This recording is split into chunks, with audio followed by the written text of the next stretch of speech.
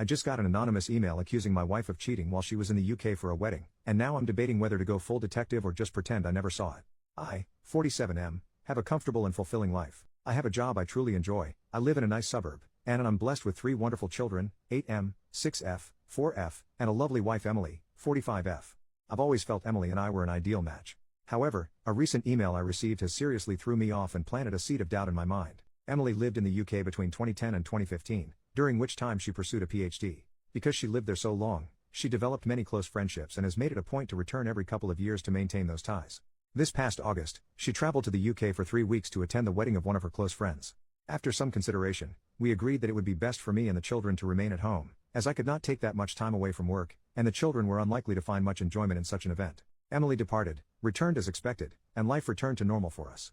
Last week though, I received an email on my work email address. It was supposedly from the wife of Emily's friend, I'll call him Jake, 44M. According to this woman, she has a very strong reason to suspect that Jake and Emily engaged in an affair. She listed off her suspicions, noting Jake had picked Emily up from the airport, spent considerable time at her hotel, and how the two of them frequently went out to dinner alone. She even included pictures of my wife's earrings that she said she found in Jake's pockets when she was doing the laundry and pictures of a lipstick stain on his shirt. The color is one I recognize as something Emily often wears. There is some other evidence she listed off. For the sake of conciseness I will not include them here. All this was a lot to absorb, and for a while I thought it was some sort of joke, so I tried my best to ignore it, but it kept coming back into my mind. I remember that before her trip, my wife would talk to all her friends there. I don't know if this email is influencing my memory, but I think she probably spoke with Jake the most. Additionally, I know Emily never liked Jake's wife, though I can't say why. I've never pried into Emily's phone or social media accounts before, but I feel very tempted to now. However, I know I'd feel terrible if I looked and found nothing. Also, if I start acting suspicious, wouldn't she just delete everything out of fear of being found out? I am unsure of how to move forward and would welcome any guidance on handling this. The best I can currently come up with is asking to see her phone immediately after confronting her about it so as to not give her no time to delete anything, though part of me thinks this would upset her and potentially not even show anything. So would it be wrong of me to ask my wife to see her phone after I got an email accusing her of cheating? Edit, I forgot to include, my wife no longer has these earrings. She wasn't wearing them when she returned, and when I asked, she said she lost them. First update, 10 days later, a few hours after sharing my first post, I confronted Emily and she actually confirmed my fears. She claims she's in love with Jake and can't live a lie any longer. She still claims to love me and the kids but says she can't stay with us any longer. According to her, she was waiting for a better time to tell me and the children.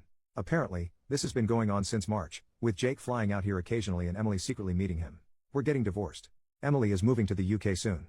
She confirmed that in August, in addition to the wedding, she attended a job interview, and she's set to start around the new year. She's already applied for a British visa. She plans to live with Jake once she moves. As for custody, Emily is voluntarily surrendering her chance of full custody. She doesn't want to uproot the kids, so they'll stay here in Canada with me. There's a part of me that appreciates that decision, but there's also the part that is astonished at how easily she's walking away. She wants to pay child support, but I'd rather raise my children without her financial influence. That said, the court will likely insist on support, regardless of my feelings. Emily is also seeking structured visitation rights, which, given the circumstances, will likely be granted. Based on what I've been told, the court generally leans toward arrangements that allow both parents to maintain relationships with the children, even when one is relocating to a different country. The lawyers are still working out the details, so I'm not exactly sure what to expect yet, but it seems she'll have visitation during school breaks and holidays, with the possibility of virtual calls in between. I've been keeping things as amicable as possible, and the more cooperative I am, the more Emily seems to agree with my demands. We're also discussing the future of our home. Emily has expressed a desire to sell the property and divide the proceeds. While I am reluctant to part with the family home, it is unlikely I have much of a choice since it was bought during our marriage. For now, our lawyers are still working through the details, and no final decisions have been made. Given the situation, it could be a good while before we reach a resolution at all. In the meantime, I've been advised not to make any major financial moves. As much as I want to stay here with the children, I know selling is most likely inevitable. As of this writing, Emily is in an Airbnb and Jake has flown here to stay with her. They plan on traveling to the UK at some point in the near future. My lawyer tells me that adultery isn't grounds for special treatment when it comes to custody or property division. Therefore, it won't influence how assets are divided unless marital funds are directly involved. Emily likely used money from her personal account. Unless it can be proven she used our joint finances to fund the affair, it's unlikely this will make any difference in court. I have been in regular communication with Jake's soon-to-be ex-wife, Eleanor, primarily through email, and more recently we've spoken over the phone a few times. Eleanor apologized, saying she felt guilty for telling me about the affair and worried that if she hadn't, maybe my marriage could have been salvaged. I reassured her that, for me, the gravity of the situation made divorce inevitable, and I'd rather not remain in the dark about something this big. She even sent me messages and other evidence of their relationship, but since Emily is openly admitting to the affair, it doesn't really matter in the context of the law. Eleanor has also told me a lot about Jake. Apparently this is the third time he's cheated on her and she's had enough. There's no chance of reconciliation this time, she says, and he doesn't seem interested in trying. She mentioned that Jake has zero desire to raise children who are not biologically his, which explains why Emily's not fighting for custody. Eleanor's divorce will most likely be much longer and more drawn out than mine, given that both her and Jake want full custody of their children, and can't agree on several other issues. I haven't had much time to process everything. These past 2 weeks have felt like a blur in every way. But one thing I can say with certainty is that I have nothing left for Emily.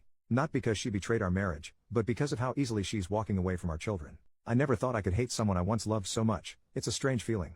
The hardest part in all of this is the children. My 2 youngest daughters have started asking why their mother isn't around as much anymore, and it's been very difficult trying to communicate with them about the nature of the situation. My eldest seems to understand a little more and, as a result, he has become quiet and withdrawn. I'm fortunate to have a family that has been incredibly supportive so far. My children have received numerous thoughtful letters from some of their cousins, which I've been reading to them each night. All my siblings have also sent gifts for the kids, and one of my brothers, along with his wife, drove up to visit over the past weekend. My sister-in-law even prepared plenty of food, some of which is still in the freezer. They also kept the children entertained while I met with my lawyer. My other siblings have also offered to come by and look after the kids whenever I need them. Beyond that, my parents have been calling daily to check in on us, and my 78-year-old mother has already made plans to stay with us for 2 weeks in November to help around the house. The collective effort of my family has made this experience much more bearable, and I'm so grateful for all their support. To everyone who encouraged me to speak with Emily after my last post, I'm grateful. I was tempted to ignore Eleanor's message, but it kept gnawing at me. Your advice gave me the courage to act. Emily has shown herself to be a liar, and I have no doubt that her idea of a better time was simply when it would cause the least inconvenience for her and Jake. Second update, almost 1 month later. Think of this less as an update and more as a chance to vent a few things now that I've had more time to process my situation. I know that Emily often traveled back and forth to the UK during our marriage. She claims her affair with Jake only began in March 2024, but I'm convinced she's lying. It's almost certain that this has been going on for years. Given how much she had already prepared by the time I confronted her, it's become clear to me and everyone else that she had been planning this for some time. In fact, within a few short days of our confrontation, she already had certain legal documents prepared. Additionally, Jake arriving in Canada shortly after I confronted Emily, made it clear that they had planned for her to tell me roughly around this date in advance. It makes sense that Emily was well prepared and was just waiting for things to be better lined up for herself. After all, she'd long since applied for her visa, secured a job, secretly appraised her car, our family car, though it was under her name, and sent personal items with Jake to the UK during his secret visits, all right under my oblivious nose. I have a feeling I'm only scratching the surface and have no real idea of how far this actually goes, not that Emily would ever tell me its depth. In addition to all of this, Emily had already been in touch with her lawyer long before I confronted her. Taking all this into account, it's hard not to wonder if she secured her job even earlier than she let on, perhaps to make her actions seem less calculated. 2 of Emily's friends have since reached out to express shock and disappointment by her actions. One of them, Janet, mentioned that according to another friend, Emily had been consulting her divorce lawyer as far back as late August or early September, and this other friend also confirmed my suspicion that Emily had been sending some of her belongings to the UK during Jake's visits. I've been losing sleep, replaying the past few months in my mind, maybe driving myself a little crazy, but certain things stand out. For example, when Emily went to the UK in August for the wedding, she was carrying 3 fully loaded suitcases. She told me that they were filled with presents for her friends and I didn't question it, even though it seemed a bit excessive at the time. When I picked her up from the airport after her trip, I noticed the bags were suspiciously light. I can assume that in addition to the job interview she claimed to attend, she transported a bunch of her personal items to the UK, which would explain why since her return, she seemed to have been wearing a smaller selection of her clothing. Despite this, I was somehow blindsided and I completely blame myself. Looking back, I can see there were signs I ignored and I guess I didn't think Emily was capable of this sort of thing. A part of me wonders if this could have been avoided entirely had I been more assertive and vigilant in the past. The worst part of all is that my children are now dealing with the consequences of my ignorance and stupidity. While I twiddled my thumbs, my wife had essentially started a new life.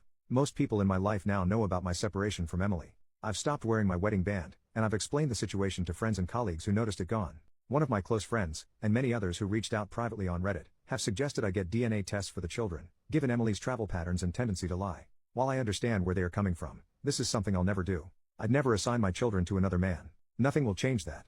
Life without Emily has been difficult. Mornings have become a hectic rush. Between getting the kids ready and getting myself out the door, I'm barely on time for work for nearly half the week. It's frankly exhausting trying to keep up with all the extra parenting duties I have to perform throughout the day. Our current home has a large driveway, so on top of everything else, I'm already dreading the task of shoveling it once the snow starts falling. The kids are feeling the strain as well. They don't particularly like the food I prepare most days and they hate how I'm always busy. It's incredibly frustrating to know that while we're here struggling, Emily recently departed for a relaxing vacation through Europe with Jake. Communication between us has dwindled, and I only learned of these developments recently. I have no idea if she plans to return to Canada after her vacation or settle directly into what will likely be a very comfortable life in the UK. On a more positive note, I was able to get the kids to see their doctor recently. She gave me a bunch of useful resources and advice. She placed an emphasis on how time and clear communication were the most important factors for their adjustment. While I'm optimistic, I'd be lying if I said I wasn't worried. It's still early, I know, but they remain quite upset about the entire ordeal and act out regularly as a result. They're having a hard time adjusting to our new reality. Throughout all of this, my family has been a tremendous support. My mother arrived as promised early last week, and things have already become significantly easier. The kids enjoy her cooking and spending time with her.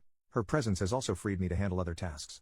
Whenever the divorce is finalized, I plan to designate my eldest brother and sister-in-law as legal guardians for the children. They live relatively nearby and have already agreed to take on that role if needed, which brings me some peace of mind. However, I highly doubt this will be any time soon given my much busier schedule and Emily dragging her feet before traveling. The whole process has slowed to a snail's pace.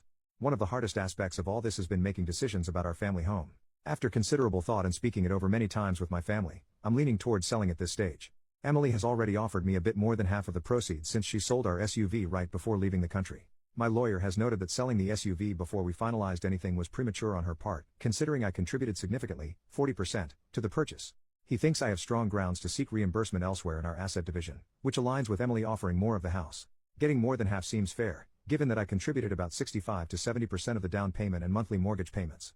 As I mentioned above, the family SUV was registered in only her name. However, I covered about 40% of its costs, so it's frustrating she sold it unilaterally. As I've learned over the past several weeks, my sedan is too snug for the kids and inconvenient for my mother to duck in and out of when she runs errands. So I'll need to trade it for something larger. In return, Emily has graciously insisted I keep the furniture and appliances, least she can do, I suppose. As much as part of me would like to stay in our current home, it's probably better for us to move. Part of me hopes this will help us avoid future interference from Emily, though in reality, she's just as likely to interfere no matter where we are. I've been looking at townhouses closer to my place of work, which would cut down my commute and place us near a well-rated school. However, my sisters brought up that moving the kids now would mean changing schools and losing their friends, which would be yet another big change for them. An alternative option is that we move to a smaller, more manageable house close to our current one. This would reduce my workload and allow the kids to stay at the same school. Regardless of which option we choose, the idea of a new home without Emily's memory is appealing. Our current home's location is yet another example of how foolish and short-sighted I've been. Its location was much more convenient for Emily's commute compared to my own. It worked out for a time as the children's school was close to Emily's work in case they needed her during the day, but now all of this is useless as my place of work is rather far. I've heard nothing from Emily's family, and frankly, I have no interest in reaching out. As for Emily's future with Jake, I don't wish her relationship to fail. The longer her life is stable, the less likely she'll disrupt ours. But I take solace in knowing she remains unaware of Jake's infidelity history. I don't feel any moral obligation to warn her about Jake's character, and Eleanor feels the same way. I've made a point to check in on Eleanor regularly. She doesn't have the same family support I do. Her immediate family is charmed by Jake's ample wealth and believes that she should do whatever it takes to keep him, even though it is clear that neither he nor Eleanor wants reconciliation. Third update addressing questions and concerns, 1 month later. Hello, the main purpose of this post is to clarify a few things that have come up in my personal messages. I appreciate the concern and will use this opportunity to address many of these points at once. First, I'm still very much adjusting. I've accepted the situation, though I still feel bitter about it now and then. I'm adapting, and while some days are worse than others, I'm managing. All in all, my situation doesn't feel as overwhelming anymore. The kids are still adjusting. They're resilient, but they've been dealing with a lot. I'm considering enrolling them in a program designed to support children of divorced parents. I just need to find the time to properly research it once my work calms down a bit. On the topic of household dynamics, some people who have been messaging me seem to think that Emily was overburdened with chores and that somehow justified her decisions. To remove any misunderstandings, before everything fell apart, the split on household chores hovered around 60-40, with her handling the larger portion. In contrast, living expenses were covered roughly 75% by me and 25% by her. Not to mention, Emily took far more solo vacations than I did, and I guess we all now know how those went. Also, yes, I know how to cook. I've always been a health-conscious person, which meant the kids often preferred the way Emily prepared meals. Despite the many private messages suggesting otherwise, I still have no intention of DNA testing my children. Emily has settled into an apartment owned by Jake. I'm not sure if I mentioned this before, but apparently, Jake owns an apartment in the city to avoid commuting during the week. According to Eleanor, he'd stay there and go back to his house on weekends to be with her and the children. Since his most recent affair has come to light, he's been living there full-time and only comes to the house to see his children. Eleanor also mentioned the apartment is the same place where he carried out his previous affairs, which is fitting, I guess.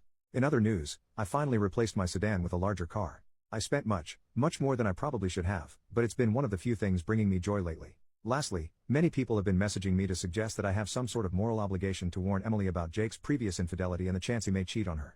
I don't think this is my responsibility. Maybe Emily already knows and just doesn't care. Fourth update, 2 months after the last one. I've decided to make a quick update as many people have been asking how the children and I have been faring. I apologize for not being able to do this sooner as my current schedule does not allow much free time. So far, things are a bit better. Life has become easier since I hired a nanny to help around the house and with the children. With her handling a sizable portion of the weekly chores, I've been able to focus more on work.